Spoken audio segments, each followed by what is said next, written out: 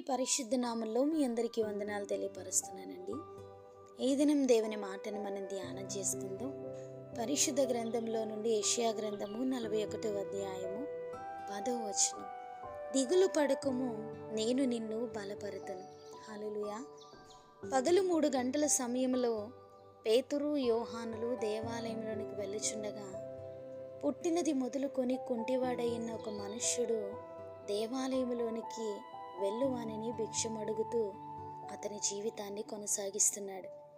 పేతురు యోహానులు దేవాలయంలో ప్రవేశించబోనప్పుడు వాడు చూసి భిక్షమడుగగా పేతురును యోహానులు వానిని తేరి చూచి మా తట్టు చూడమని వానితో చెప్పగా వాడు వారి యొద్ద ఏమైనా దొరుకునని కనిపెట్టుచు వారి యందు లక్ష్యముంచెను అని వాక్యం సెలవిస్తుంది.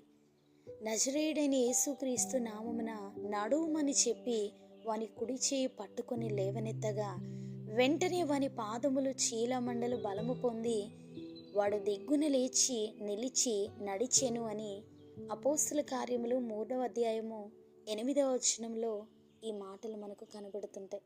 పుట్టినది మొదలుకొని బలహీనతలోనున్న ఆ వ్యక్తికి బలము కలిగితే ఎలా ఉంటుందో తెలియకనే అన్ని సంవత్సరాలు జీవించాడు. ఎప్పుడు ఊహించని కార్యం ఉచితముగా తను పొందుకుంటాడు అని కూడా అనుకుని ఉండడు. అటువంటి దీనుని పైన దేవుని కనుదృష్టి నిలిచి ఉండటం అద్భుతమండి. బలహీనులను బలపరిచే ఆయన కార్యం పేతురు యోహానుల ద్వారా ఆ కుంటివానికి కలిగింది. విడుదల ఆ నిరుత్సాహ జీవితంలో నుండి ఆ వ్యక్తి లేవనెత్తబడడం అనేకులను ఆశ్చర్యానికి గురిచేసింది. పడిన స్థితిలో సహాయం కొరకు ఎదురు చూసే ఆ వ్యక్తి యొక్క జీవితం తనంతట తాను నడిచి వెళ్ళే అనుభవం దేవుని దయను బట్టి పొందుకున్నాడు.